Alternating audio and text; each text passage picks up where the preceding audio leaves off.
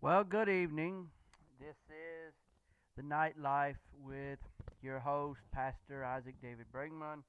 I'm also the pastor of the Christian Hearts Christian Fellowship online ministry. It is also not only a ministry that I do where I have basically church on the internet, and if you watch my videos, listen to my shows, you will be attending a church service. I'm also the founder, inventor, and CEO and DJ of the Jesus Heart Radio on YouTube, and I'm Isaac David Brigmond on Facebook. And I just wanted to let y'all know a little bit about me. I'm a Southern white male. I'm an online minister, and I believe in the good word. I'm 20. That was yesterday. Today, I'm 35 as of May the 15th.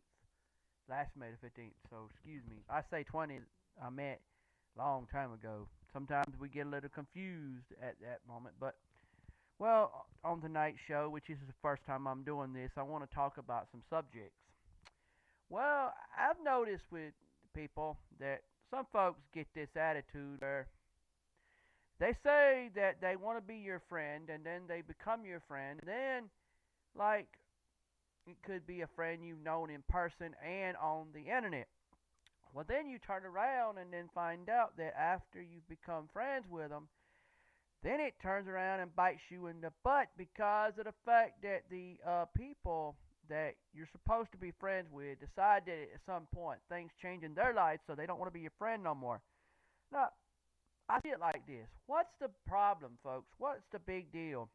Y'all seem to don't want to talk about the subjects because you seem to don't think that I am what you thought I was or what I should have been.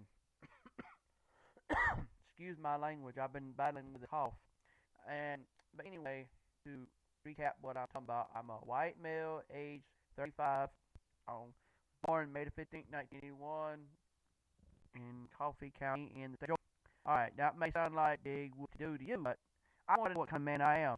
But anyhow, the point I'm thinking about today is that we're talking about these so-called friends you had that were your friends today, and then tomorrow they flip the script on you and start talking about stuff that don't make no sense. I mean, it's like they said yesterday that they were friends. Now today something changes and they go be something else, and they can't keep their word. Why is that? Why do people flip out on you? They know you're trying to be friendly with them, and they don't want to accept that. I mean, it's like saying, I don't get it. Maybe I'm not from the school you're from. Maybe a school that I don't understand about. A life I don't get. Maybe a world I don't understand about. But I always thought the world ought to be where if you say something, you stay that way unless something happens. And I mean, I'm not trying to make no waves or no problems, but come on, you know good and well. You tell a person what you're going to do to them. Why do y'all change your mind in a hurry? If you can't fulfill that promise, then why did you give it in the first place?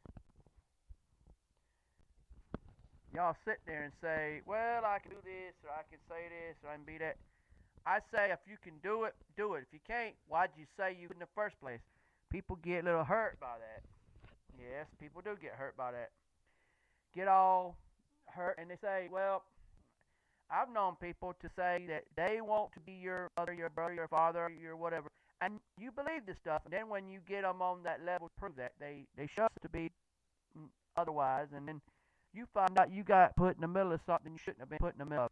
I mean, no offense, folks, but I don't subscribe to that mess about the man that says he's your buddy, he's your friend, he's your pal, that he can't show proof of it. He can't show proof that he is that man that he said he was. He said he was your friend, he was your buddy, he was your pal. And yet God has to find out that he's not that way. And folks, are y'all telling me that some of y'all will change your opinion of a building or a place or a thing if you that thing would be get you in trouble? No offense, but that's just like saying you're not talking to me because I happen to subscribe to something you're not for. But I say, so if I'm for Donald Trump, or if I was for Hillary Clinton, if you're against them, you won't be my friend no more, or you won't hang around the places that I hang around, or you won't associate with these places. Why do we let politics be an issue, folks? We shouldn't do that. We shouldn't put politics for our friends.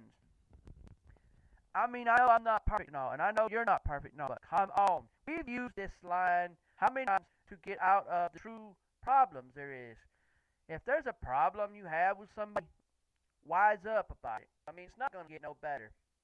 And why is it that, you know, I think the reason why our ex-president is even doing anything at all is that he can't stand the fact that he's not in the limelight or the spotlight no more. So he decides that he's got to be in the spotlight.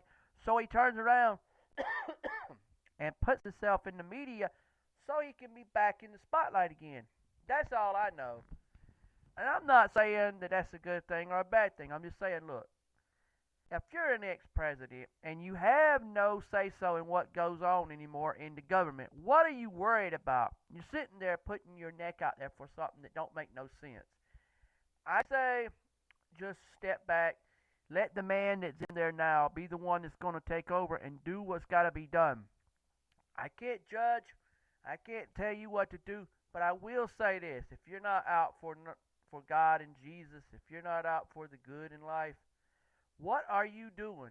It's like you just don't care anymore about the United States or any country you represent.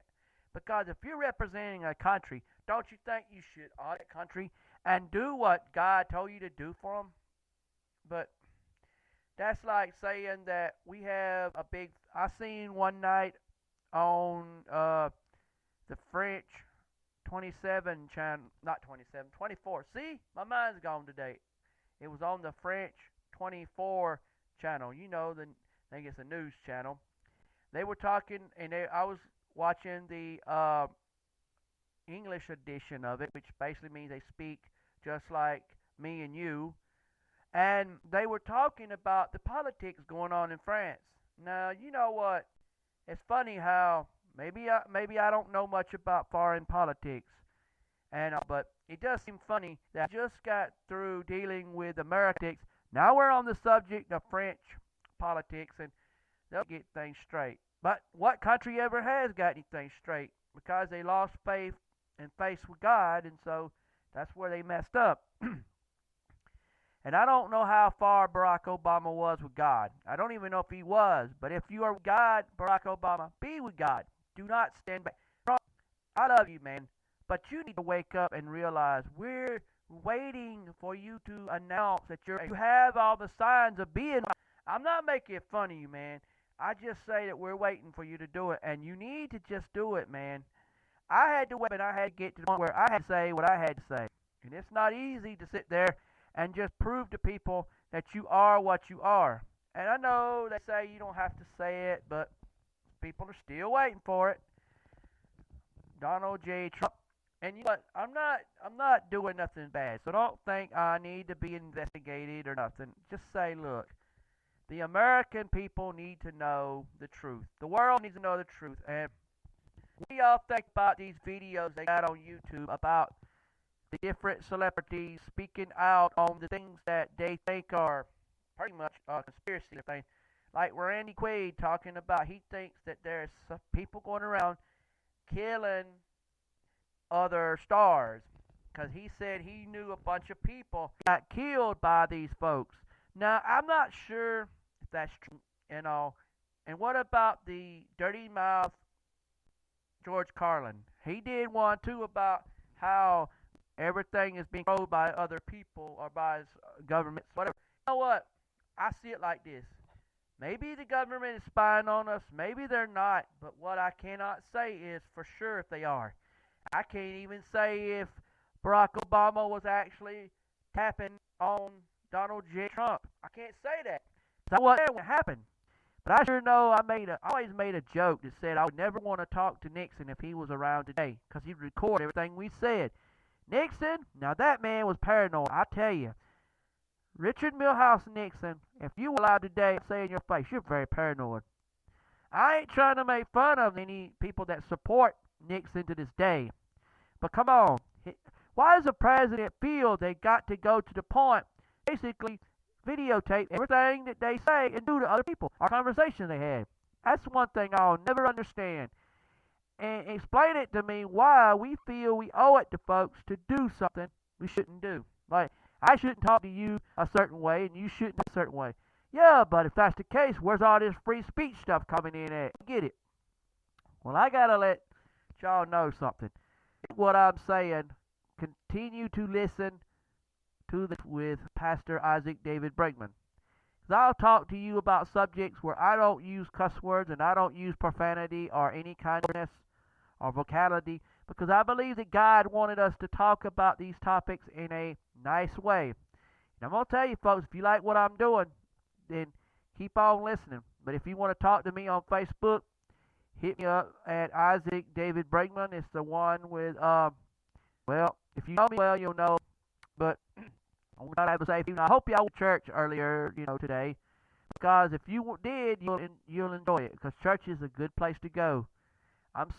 And I'm also trying to find me a church to pastor, so I can still do the online ministries, but also have a building church to pastor in. But I need to go and have a good evening. Just what I say in mind every time I say it.